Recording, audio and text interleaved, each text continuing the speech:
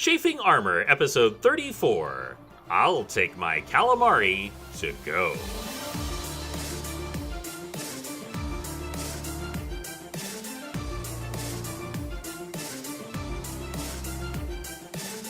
Welcome back to the Chafing Armor podcast. I'm your host and ensorcelled, that's a word I just learned recently, ensorcelled Dungeon Master Michael Corley, and with me today is Lee. Lee, tell everyone who you are playing today. G'day folks, I'm Lee, and I'll be playing Osukai, the Shifter Ranger.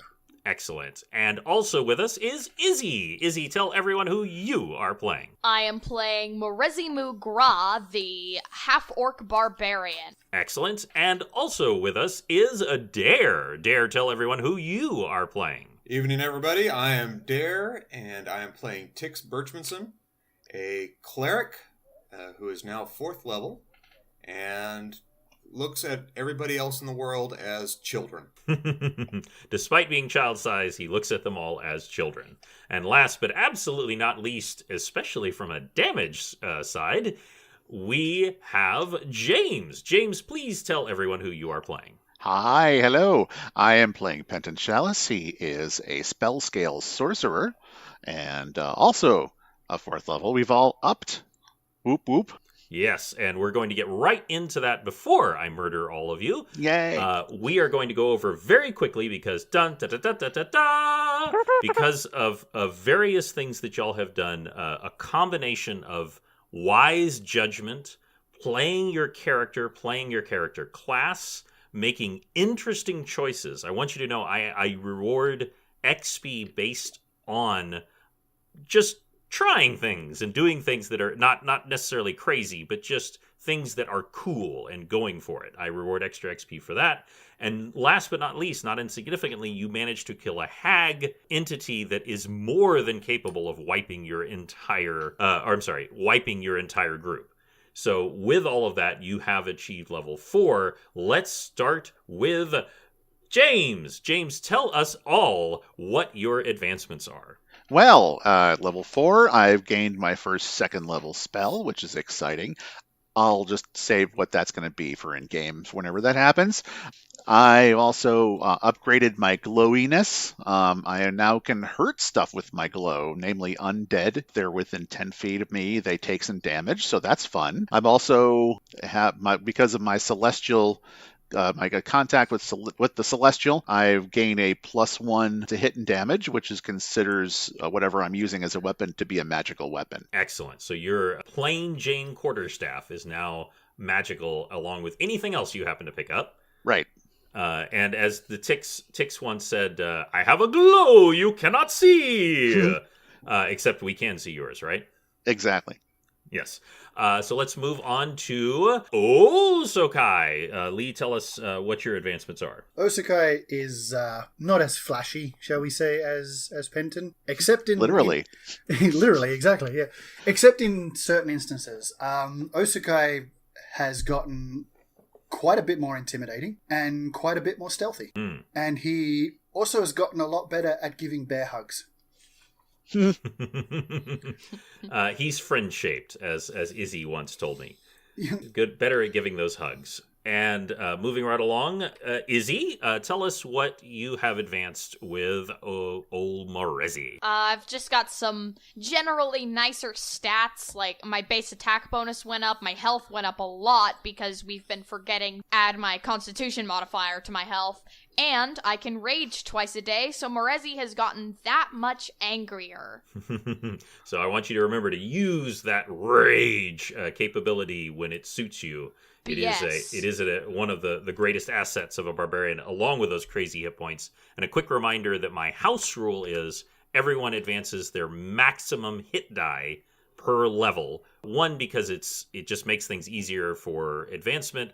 2, I'm throwing some crazy stuff at you guys, and way above your level, and so I don't feel bad at all about giving you that little extra bonus. And of course, again, last but not least, Dare, tell us what Tix has advanced. Well, Tix has advanced in several areas. He has 1 more 1st level spell, 1 more 2nd level spell, and of course increased a whole bunch in his hit points and also can turn a couple of more hit dice of monsters, of undead. Which is, as we have seen several times, is one of your base abilities, but is incredibly useful and powerful. So looking forward to whipping up on some people. Yes, I'm sure that you'll have more than enough turn undead if this Kraken turns undead. Ha ha ha, Yeah. I'm kidding. Well, let's get cracking. So, see, that's why I called it that one earlier. So, just in very brief, you're on the Island of Death. You have managed, through incredible cooperation, both Penton and Tix holding magic silver spikes taken out from the heads of semi-zombified magic user and divine user. You have been able to bring back to life Osokai.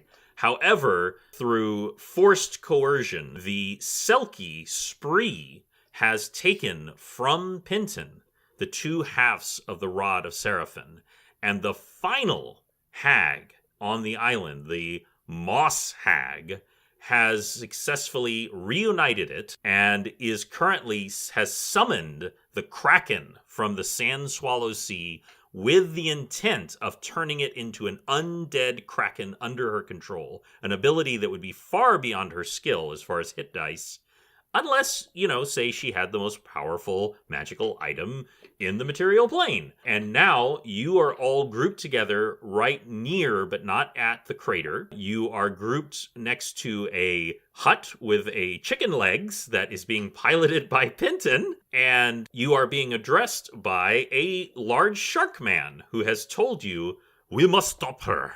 We must stop her, or we will all die." And you all feel a warm bask of energy as an after effect of Spree's energy both heals you and also gives you back all of your spells and abilities. This is my little plot device to reward you for the fact that you have just leveled up. So you are all completely healed, and you have all completely got your spells and abilities back. Sweet.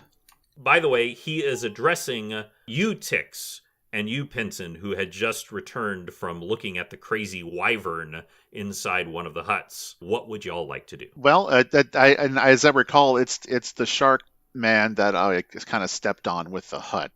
Yes, you did step on him. Yeah. So I will turn to him and I will say, "What? We thought you were attacking us. What's going on?" We were not attacking you, particularly. I mean, another time, perhaps. But no, we were trying to stop that dastardly pirate ship from bringing this great magical item to the hags. I see. Well, I guess that's done.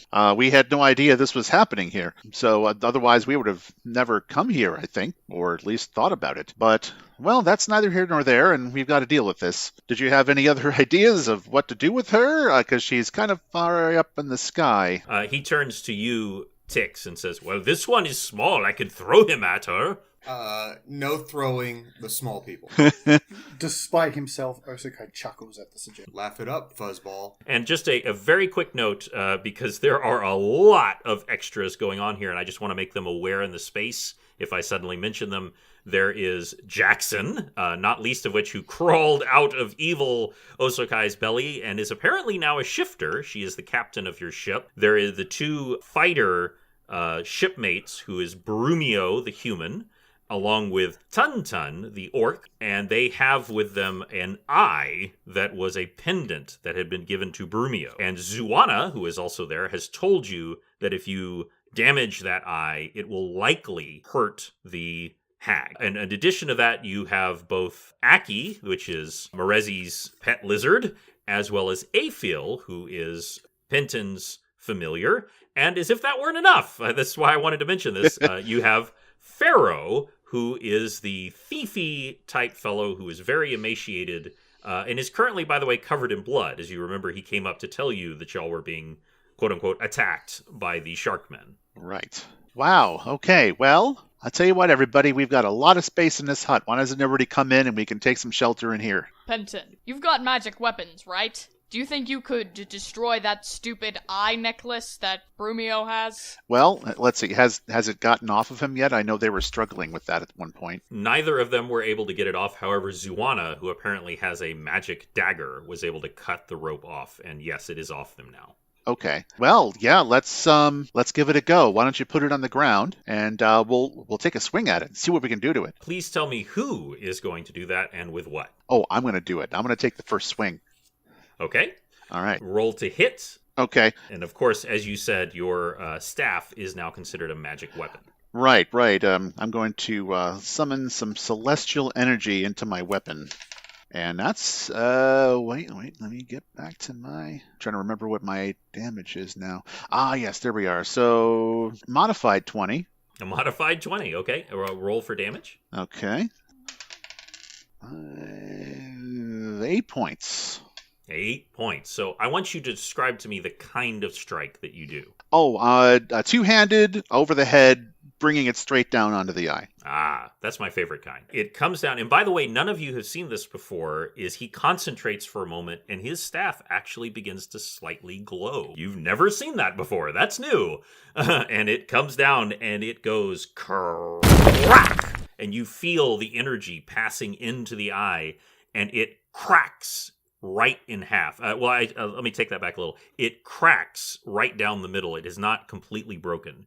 And you hear a blood-curdling scream. And you look up into the sky, and you see the hag putting her hand over her right eye, and you see green, sticky blood running down the side of her face. And her left hand is holding the Rod of Seraphim. By the way, for combat and various things, she's about 50 feet up in the air.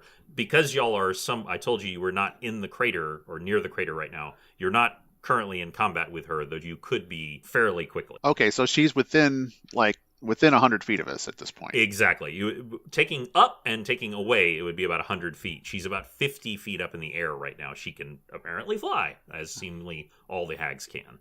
Okay. Take that, crone. So what would y'all like to do? Well, I am going to... Tix is going to cast Protection from Evil on myself, and okay. Then Shield of Faith. Gotcha. And we are familiar with Protection from Evil, with the +1 and protection from various creatures, but tell the listeners what Shield of Faith does. Shield of Faith is a nice little bonus that gives me +2 to my armor class. And so casting these two back to back, give me just one little flavor of what you would call out in order to call this favor from Garl Glittergold. Tix is not one for mincing words, so he calls out, Lord Glittergold, please protect me from evil as I go into battle and give me a shield of faith to protect me from any damage. Excellent. And you'll all see two back-to-back successive flashes of light surrounding Tix, and you can feel the energy and aura from his god around him. I need to make a quick roll here. I'm going to, by the way, as I said, I found my terrible dice when I was cleaning my desk. It had fallen literally in a crack behind a corner. So I'm going to roll this here. As much as possible. This is an attack dice. Ooh. So it actually, well, depending on what happens, maybe in your favor, a giant tentacle comes slashing across the air and strikes the hag. Wow. And I'm going to need a lot more dice than I have. Let's see here. Good thing this isn't a weird anime. Yeah. We don't need those kind of tentacles. Yeah, let's not go there. 6, 7, 8, 9, 10, 11. What are you letting her watch? 15. Yeah, I trust me. I Two. promised Isabel that I won't mention Soul Eater, so we're fine. I'm 2. Now, that was a long time ago. It, of course, I won't tell you all the damage, but she is, shall we say, distracted from having her eye damaged, and the tentacle comes and thwacks her hard in the back, and no matter how powerful the Rod of Seraphim is, it doesn't actually give you armor in the back, surprisingly. She is knocked approximately 25 feet down. She seems to be able to kind of catch herself in the fall. Well, let me make another roll here real quick. Yes, she does catch herself as she comes down, so she doesn't actually smash into the ground. And what I'd like to do now is I'd like everybody to go ahead and roll for initiative. Good idea. That's good. Yes. Okay. Marezi, what did you roll? A whole 5. A 5. And Tix, what did you get? I got a not natural 20. Okay. And Osokai? Yeah, It's a 14. Osokai gets a 14. And I actually got a 7. I Oh, forgot 7. that you Your add initiative. modifiers to rolls sometimes. Sure. And Pinson? 22. Pinson gets a 22, and I need to roll a couple of other things. And alrighty. So that takes Pinson first. All right. So she has been knocked down 25. This giant kraken is just off the shore, and it's got these huge tentacles waving around. They don't seem to be directed at anything else right now. They seem rather focused on her at the moment, but you should be aware that they are there. Okay. One quick technical question. Sure. When you say that everything's been upgraded, does that include my dragon juice ups? Yes, for the purpose of this, everything is completely reset. All right. This lady's getting a boxcar special in the form of two magic missiles. 2 magic missiles. All Yeah, right. I can cast 2 at a time now. Oh. Only one of which will be juiced, but can only do that once per round, or one time per round, so that's okay. So there's no hit unless she's got any kind of magical resistance, or no 2-hit, I should say. Mm-hmm. We shall see. All right. Let's see. 7, 8, 9. Oh, yeah. That's 18 points, should it hit. 18 Should they hit? Points. Okay. They streak forward unerringly and bury themselves into her chest. And she, again, screams with that same hand because she won't let go of the staff. She puts it over her chest, and you can see that one of her eyes is actually missing, that it is actually been burst right out of her head. That's a shame. And not insignificantly, it was also the one that was bulging. We had mentioned before that hags have the ability to kill with their gaze. So just a little FYI there. That may or may not be an ability she has currently. And that brings us to Tix. All right. Contemplating whether I should go back and jump on the eye amulet 2 or 3 more times and make sure it's broken to 1,000 pieces. It's up to you. Is she still about 25 feet off the ground, or did she rise back up? For the purposes of right now, she is 25 feet away from you. And I am going to pull out my crossbow and take a shot at her. That is a measly 9. I think that's going to hit. Unfortunately, no. She is very much looking in y'all's direction right now with her one eye. Just does a little vroom out of the way. She is not easy to hit. Very, very fast. And also with her flying makes it even harder. And that brings us to Osokai. Okay, so she's 25 feet above. How far away in the ocean? She is actually not over the ocean. The creature is in the ocean, and its tentacles are so long they reach to the inside of the island. Okay. She is actually close to the crater where y'all were before, and y'all are just on the outskirts of that crater. Right. So the Kraken lies over the ocean. Yes, the Kraken lies over the sea. Oh my goodness. Boo. Boo. Please bring back my Kraken to me. No, we don't want the Kraken back. Osokai actually says that. Boo. I just realized she's bringing Kraken back. Yeah. Oh. Those other hags don't know how to act. Yeah. Buckle up, folks. Penton's cracking All right. jokes. I told you I was getting punchy. There we go. All right. All right. Osokai, where is Jackson? Jackson is there. There was like a little tucked away place where the trees are, and she is with Tun and Brumio. She's still kind of recovering. She's not actually part of this combat right now, but that's where she is. Okay, I just wanted to know. She's technically behind you. Okay. Hopefully she's paying attention. Osokai, definitely paying attention. Osokai is going to shift. Okay. Which, for anyone who hasn't encountered a shifter before, shifters aren't lycanthropes. They can't fully change into their animal form, at least not for a very long time. That's a polymorph. But they take on aspects of the animal aspect of themselves, their element of themselves. So for Osokai, it's a bear. Anyone adept in languages will know that Oso means bear, and kai means bear in two separate languages. So Osakai gets... Your moon. Oh my gosh. Osakai gets a little leaner, a little longer, a little taller. His features elongate slightly, but he gets a little hairier, which is difficult to tell because he's already a relatively hairy man. But the primary aspect is on his hands and his feet, although his feet are in boots. Long black claws erupt from every fingertip. These are his primary shifter attributes. And he gains a couple of bonuses to his abilities. He gets stronger, quite a bit stronger, so he can hit harder, and as a result, can do more damage. That's basically what people see when Osakai shifts. It's a free action, essentially, and he just changes. The rest of the group is probably pretty used to this by now. Others might not be as au fait with a shifter. So once he's completed that shift, he's going to leap on top of the hut and attempt. He's not that bright in shifter form, let's be honest. He's not that bright generally, but in shifter form he's not really that bright. He's going to attempt to jump from the top of the hut to the hag. So interesting.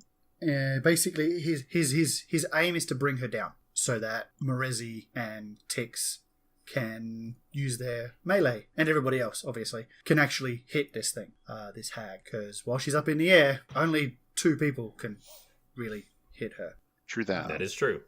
So that is a 19 on the die, plus my jump, which is a 6, so that's a 25 all up. So what is that total?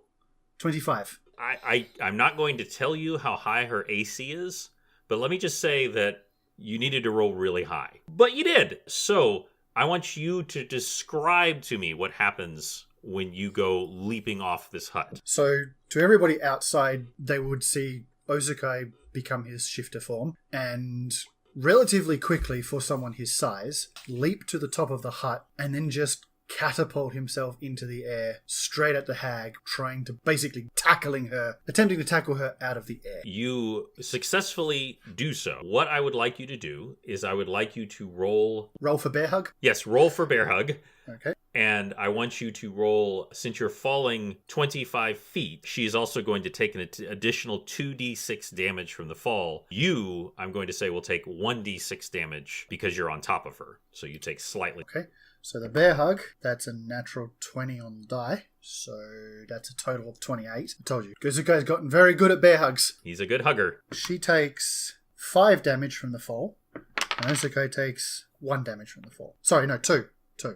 I read that wrong. So y'all see this off the side of the hut, and just this form just envelops her in his bear hug, and the sheer weight of Osakai overcomes her natural fly spell, and she comes hurtling down and just boom right into the ground. That is actually going to bring us to the hag, who is now, I believe, grappled by you? Yes, she is. She is going to roll versus your strength. Good luck. Yep. So what is your roll? So I have a strength of 18 plus 2 when shifted, so that's 20, which brings me up to a modifier of 5. And I just rolled a 15, so that's 20. 20. She breaks free. She is...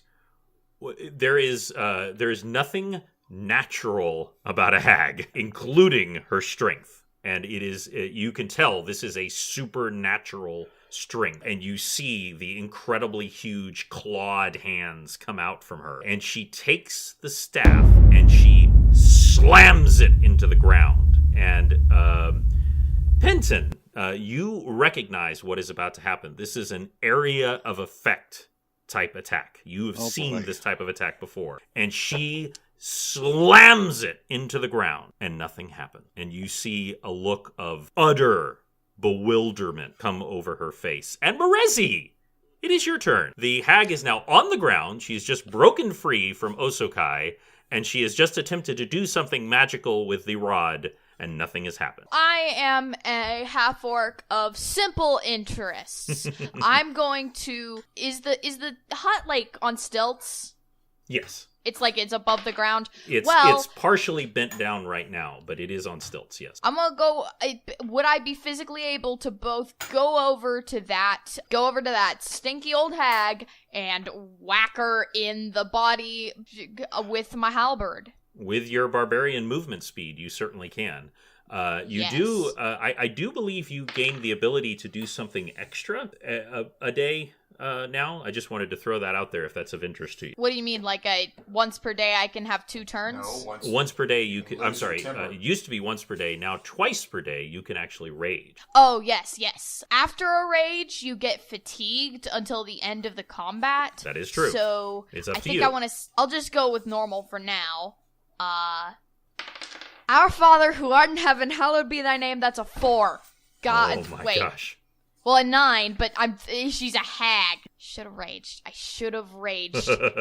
Well, perhaps that will make you very angry. You come running forward and just like bracing for some huge blowback from this spell that she was casting, but nothing happened. And so, you actually kind of overcompensated with your halberd, and it thunks into the sandy ground right next to her. That will actually bring it to Zoana. Zoana steps forward. She has a quarterstaff that is sharpened at one end. She wears dark leather armor, and she reaches into her dark leather armor and pulls out a small piece of red cloth, and she flings it forward. Even though you're far away, you hear very clearly Osokai her say, in different language, but you still understand it, lol. Eee. A swarm of spiders come out of the ground. They just crawl out of the ground and begin biting everything in their path. However, for some reason, I wonder why, they do not touch you, Osokai. They simply pass you by. And do they touch me? You're not quite close enough. You're Okay, good. Yeah, because you're using a halberd. You're not quite close enough, but you are Don't like spiders. uncomfortably close as these things just swarm around her. Unfortunately, they only do 1 point of damage, which is kind of pathetic. However, she does also need to do a Constitution saving throw, which she succeeds. So they mostly are just grossing her out as they crawl all over her body. And now you see a harpoon come flying forward from the huge shark who is talking to you, Penton, and you, Tix. And he does not even come close to rolling well enough. That is a 10, and even with his bonus, it just goes right past, bringing us back to Penton. All right. Well, I feel like this is a dire situation. I'm going to give her another pair of magic missiles. All right. Keep my distance. And also wonder peculiarly what's going on with the staff and why it's not working for her, which I'm not complaining about. It's 19 points. 19 points, okay? Which brings it to, y'all have now done 43 points of damage against this hag. And most of that from you, by the way. And she screams as this energy, supercharged by Bahamut, is just slamming into her body. And that will bring it to Tix. I'm going to run up to her and place my hands on her and inflict moderate wounds with a prayer to Garl Glittergold. Okay, that is a touch-based attack, so you need to roll to touch her. That is a natural 20. Oh, wow. Yay. Wow. Guys, I'm serious. She good has time a for that really one. high. She has a really high AC, but you nailed it. And again, I was due. My house rules. We double everything. So all your bonuses plus the damage, and then you double it. All Which is right. not the normal rule. That also works against y'all too, but that's the way I do it. So All right. roll that up Kill and the any bonus, hag. and then Kill double it. the hag. All right. That is a total of 9, 10, 11, 20, 24 points of damage. 24 points of damage. This is where we find out that despite his gruff exterior, Tix's lay on hands maneuver is twinkle fingers. Tickle, tickle. I should know. You should know that I just grabbed my tablet hearing that. My wonderful listeners, if you have not gone to chafingarmor.com, please do so. The last 2 episodes, you do not want to miss the incredible drawings of Izzy My personal favorite being the high-heeled chicken hut smashing into the shark people with Pinta. It's an artistic interpretation. Also, evil Osokai coming out of Osokai is in drawn form, so you don't want to miss that. So that is 67 points of damage, which I want to ask you, Tix. Please describe to me what happens when you kill this hag. Yes. As I forcefully put my hands on her face and shoulder and pray to Garl Glittergold to inflict wounds on an evil being, slowly her face starts to melt under my hands, and the skin is melted by the presence of a good and noble god that she is fighting against. Close your eyes, Marion. Keep your eyes closed. Close your That's eyes, right. Ray. This is- Close your eyes. Don't look. This is definitely some Indiana Jones level of face melting, and she just... And she is basically a puddle on the ground, and the staff of Seraphim just... boom! Falls to the ground. And that ends that particular combat. All right. I immediately grab whatever piece of cloth I can find to put my hands around and grab the staff. So before anything or anyone else tries to nab it, being careful not to come into skin contact with it. Okay. I just want you to roll real quick and just don't roll a 1. Okay. Don't touch the staff. It is a not 1. Ah, perfect. That's all I needed. Right? It's not like it requires a great deal of dexterity, but things happen. So you successfully put it up. Now the staff is now together. Right. So where are you going to put this on your person? Well, that's an excellent question. I'm just going to have to hold on to it for now until I can find some place to put it, but I'll deal with that in a moment. Well, Will do. I casually walk up to Osokai and ask him how he's doing, and then just as casually start wiping the goo off my hands onto his leg. Osukai is currently still shifted, so Yeah, the fur holds it really well. Osukai punches Tix. Okay. Roll to attack. That's a natural 20. You're going to kill our cleric. Are you trying to do lethal damage? No. Roll your damage. All right, that's... I do take a penalty. Jesus. That's a 6 on the die, and it's a d6 to attack. So, 6 damage. You just come up and just start very casually wiping the gore hag bits on his leg, and he just, boom, backhands you. And you feel it. You feel it with 6 points of non-lethal damage. Your jaw is going to be sore. It was worth it.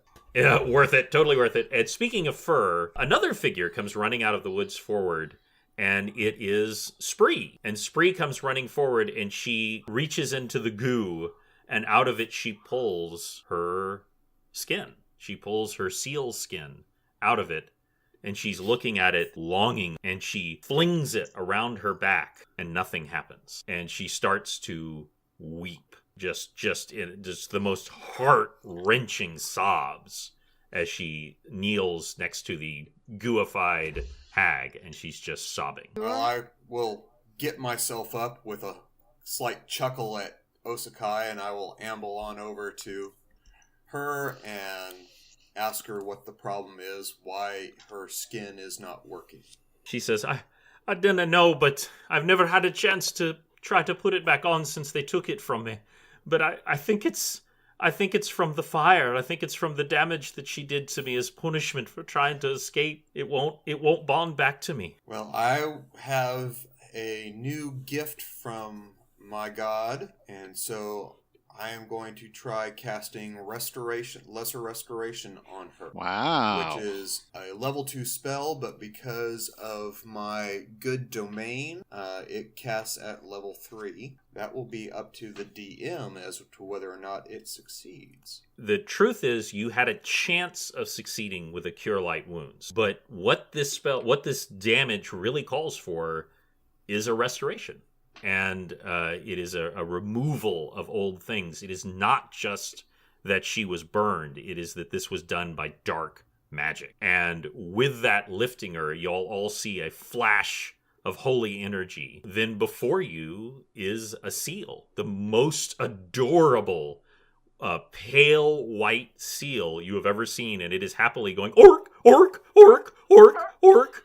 And I'm gonna roll a wisdom saving throw to see if I can manage not to pet this seal. go for it. I was thinking about running into the hut, see if I can find a ball. I mean, I rolled a 17, so let's say that with much concentration, I kept a straight face. Okay. So you manage to do so, and in a moment she transforms back into her human form. You notice that the scars, they are not gone, but they are lessened. And she wears the the skin around her like a cloak. And she says, "Oh, thank you, thank you, thank you." And then, oh, that's fortunate that was a 5.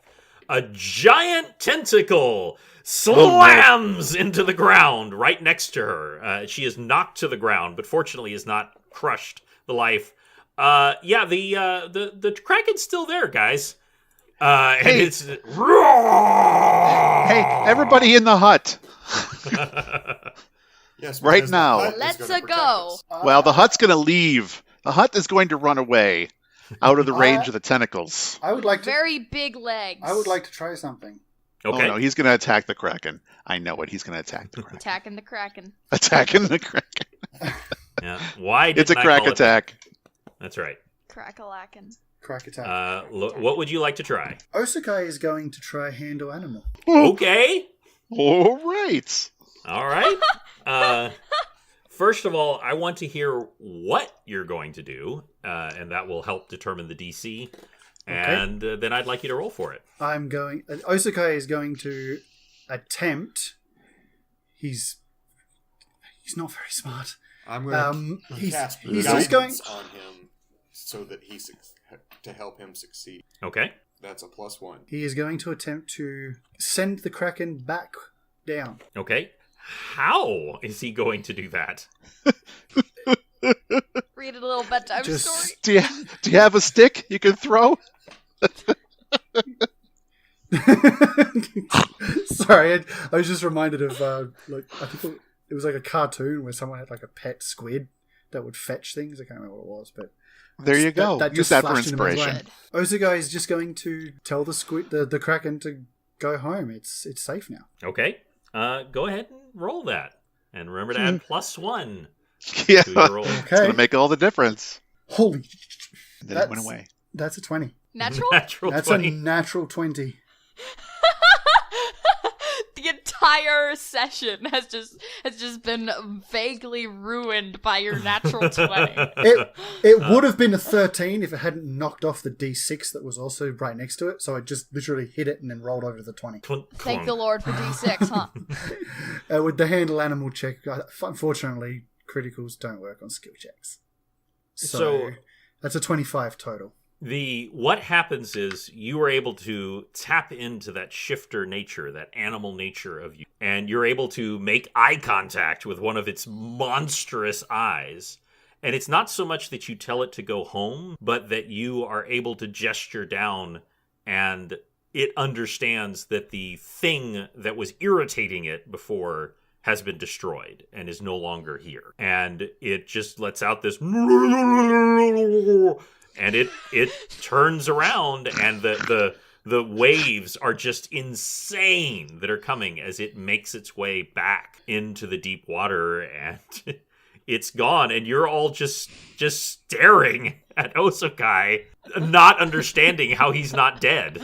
Or any of us, for that matter. Yeah, that too. Y'all, I was, by the way, planning on having a skill challenge for y'all to escape the Kraken.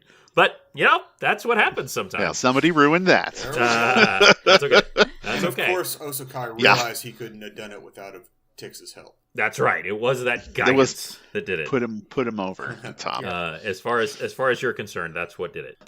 Osakai will look towards Tix and go, "We're still not even." Whatever you say, big guy. Whatever you say. I walk up to Osakai and I say, maybe being killed by a shark gave you some kind of tap into the animals of aquatic nature or something. You just have an affinity or something. That's weird, man. Weird. And at that point, Penton, you feel a little tug empathically from Aphil. And you can tell she is trying to tell you there is something worth looking at off in the distance. Okay. What direction is she in? She is just due south of where you are, and you hear a caw, caw. And you look off in the distance, and you can see your ship in the distance, slowly making its way towards y'all. The ship is coming. Okay. Yep. All right. The English. All right. Well, yeah. Well, first I want to turn to the shark captain and gauge what he's about to do. Maybe you'd use a little diplomacy on him to, kind of smooth things over until we can just kind of make our way on our own, make our own way in opposite directions or what have you, rather than getting into a brawl. Okay. Well, first tell me what you say to him, and then roll diplomacy. All right. Listen, buddy, I'm really sorry that I stepped on you. We were a little harried at the time. I hope you don't mind. You can just go our separate ways and move on. The Kraken's not going to kill any of us. We can just, take the day. What do you say? Would it be possible for Osakai to stand behind Penton as a kind of... That's the opposite of diplomacy. As a kind of intimidation, just in case it fails? You certainly can. Oh, I'm sorry. Would you? Oh my God. Well, that's a 20. If he was unfriendly, I can shift him to. Let's see. Oh, it's like I got to add my modifier for my total. Hold on a second here. Let me grab my number, which is. Oh yeah, I'm at 13 now. So that's 33. I can make him just short of friendly. Okay. And that's if he's going from hostile. Which he very close was, and he just does this huge belly laugh, and he says, I think that we will give you the greatest reward that we could give you, which is your lives, your pathetic, weak lives. And he snaps real quickly, and the remaining, I believe Morezi killed one of his compadres. And I'll do it again. And he snaps to the other one. He snaps to the other one. He says, he looks off at your ship in the distance. He goes, we were coming to entreat with you to say that we must destroy this hag and see if you will help us stop these pirates that were bringing this powerful object. But when we looked up, there was a shark killing everyone. And so we were like, we'll just go do it ourselves then. Which, by the way, what was going to happen when Osogai got killed. So, right. And he says, the greatest insult to our people is to make them into the undead. And these hags have been insulting our people for years, but we have not been able to do anything about it. And so we are pleased that they are finally dead. And he looks over your shoulder at Spree, and he does a very unsettling thing as a shark. He winks at her. And he says, see you around. And they turn and walk back towards the sea. And do not engage you. All right. Well, that went well. You see Spree just kind of shiver at his gaze. Well, I thought we were going to have to take some out at the knees again. Basically, they thought you were the pirates. So that's why they were attacking you on the pirate ship. All right. Well, hey, let's hop aboard and head to the coastline and see what's up with the ship. Oh, by the way, there's a ship coming. Hey, everybody. So while y'all are heading back, a question. Is there anything that y'all wanted to take from here, other than obviously the Rod of Seraphim, from the island to the ship? So is there any just loose money in the hut in any nearest hut? I can't remember anything specifically, but I'm sure there's some loose money. 1,500 silver pieces, and bottles of exotic wines and drinks, and Morezi thinks wine is a loser beverage and prefers beer and would like to grab a large handful of the silver. Well, we're going to take all the silver. And just put the whole chest in the walking hut, and we can just take it with us. We need to roll. Or you guys can take it with you. The bottled wyvern also to sell that. That is up to y'all. That one will not be easy. You totally can, but I just want you to know that is not going to be easy to get from where it is here to the ship without smashing it, unless you have some particular plan. I thought also Let's bury it. Let's bury it. Let's put it in the sea for someone to find a hidden message of. Oh yeah, nasty. it's the classic wyvern in a bottle. That's right. It's a wyvern in a bottle. You've got to rub it the right way. Let's not rub lizards. Do you? So I'm just asking, what do y'all want to do with the wyvern? You can do nothing, or you can take it, or you can bury it, or what have you. Smash it and set it free. It's dead. Well, it's very dead. It's dead. Yay. It's a specimen. I will tell you that you honestly don't know, but you imagine to the right person it could potentially be valuable. It also would horrible be black market. You'd have to buy this with Bitcoin. This is horrible. This is out of character, but I feel like Penton should have reservations about anything else other than committing it to the earth. Well, it's just a wyvern. It's not a real dragon. Oh, ouch. So Penton's It's basically a glorified. Now. Okay. It's basically a glorified lizard. I mean, not to say they aren't dangerous, but plus, Aki takes offense to that. I really don't think it's. It seems very impractical to try and bring this anywhere. Let's just let it be, and if All right, so somebody wants to come back and claim it later, they can go for it. But I don't know. It seems unwise to try and deal with this right now. We've got more pressing concerns, I think. all right, so we have the 4 formal dresses, the 1,500 silver pieces, and then how many bottles of wine can we grab, and how much would they be worth? I'm going to say there are 24 bottles of wine, and I do actually have their value, though you're going to have to give me a moment to find it. So I'm assuming that now that the hag is dead, the house is no longer able to walk. Nope, it can walk. So it's its why own thing. aren't we just putting it in the house and walking the house? That's that's what I was kind of hinting at. That's Let's what we do should that. do. Is just load up the house and That way we can take the wyvern with us. but moving the wyvern from the if you want to try moving the wyvern from the one hut to the other hut, Well, we can try rolling it. it's not in the walking hut. It's in the stationary hut. Yeah, just move the hut's door to the other door and just push it through. Oh, that sounds fun. You could. I don't know about mixing extra dimensional spaces. That sounds like a bad recipe to me. Well, leave a 2-foot gap. Come on. I see what you're saying. Mercy is You're probably like just backing thinking up of to the carrying front it. I don't door. know I what's see going pushing on. it through. Yeah. I see what you're saying. Well, let's give it a shot and see if I can jimmy this thing over to the other door. I don't exactly have full control of this thing yet. I'd like you to make an Arcana check. Let's do that. Yes. 17? 17 will do it. Boom, boom, boom, boom. By the way, are the people moving it going to be inside the other hut first? Because you'd want to do that. Either or. Yeah, or either or. So, who is going to move this? I'll go. Not me. Need Morezi and Osokai Mm-hmm. pitch in? And probably Tun as well. This thing is really heavy. It is a massive sealed jar filled with embalming fluid, and even with the 3 of y'all's strength, it is just ridiculously heavy. And is it standing up? Is the spout on the top, or is it like in a bracket? It's on it. It is literally sitting on 2 wooden brackets, just like a ship in a bottle. Okay, that's what I thought. So good luck with that, folks. I'll just stand back and watch. Well, and you need to stay on the skull to keep it, make sure everything is as it is. Right. I would like Morezi and I would like Osokai to both make a strength check. Okie dokie. I'm enjoying this, by the way. Modified 20. Flat 20. Wow. So that's Is that 3 20s tonight? yes. Or just 2? Yes. I am definitely waiting for the comeback, though.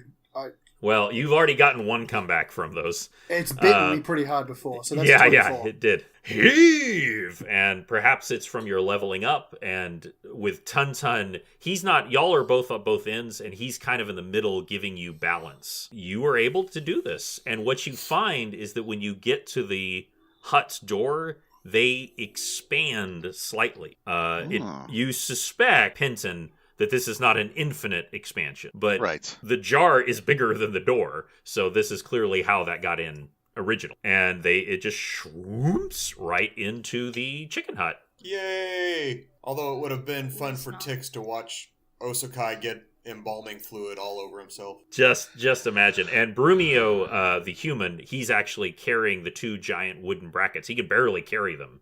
And he sets them down in the other one for y'all to set them. So just so you know, you don't know for certain, but you think if you could find a buyer for this, that it would fetch upwards of 1,000 gold pieces. Well, No, that doesn't matter much to me. I mean, That's- whatever. That's not a whole lot. Well, I'd like to buy No. more weapons for killing people. y'all don't have a tremendous amount of money, but you do have, plenty, but y'all don't have a tremendous amount of money. But, the other part is, of course, finding a buyer. Not everybody wants this thing, either a collector or someone who deals arcane, body parts. Let's go on the deep web. That's right. Look for those Bitcoin. I was going to say, I'm sure that somebody in the school of magic that I studied at would be interested. You never know. Maybe you can try there eventually when we get back in that direction. Yeah. By the way, this is 320-year-old bottles of elven wine. Ooh. That sounds like more than 2. Yeah, it is If you tried to sell the entire collection, which is collected in a special container that has been shaped by perhaps a druid, it would sell upwards of 600 gold piece. Even a single bottle might, by itself, it's not worth quite as much, might fetch as much as 100 gold. So, 50 gold. so how many total bottles are there? There are 12 bottles. Take them all. It literally comes in a case of it's like a beautiful display case, and there are Take like it all. 12 slots. So yeah, y'all can easily take it. Yeah, let's put But the I'm whole just thing. letting you know, if you drink any, it decreases the overall value Right. because it's a collection. Ozukai's more a mead kind of guy rather than wine. Unlike myself. I want you to imagine the ship, and they're looking down and they're saying, "Land ho!" And they see in the distance, they hear boom, boom, boom, boom, boom, boom, boom, boom. And they see a hut with chicken legs walking towards them in the sand. And which one of y'all wants to poke your head out and say something to them? I'd just like to say that Osakai would like to ride the top of the hut. Okay. For space reasons. Uh-huh. Maybe ability to fit more in without his imposing bulk. So they Okay. would also see Osakai on top of the ship. On top of the hut. Marizi has Aki dangling out the window with her tongue open, her Yes. mouth open. And Blah. Tix is sitting in the doorway with his feet swinging like a little kid. That's just a beautiful. All the artists of the internet, please draw all of that.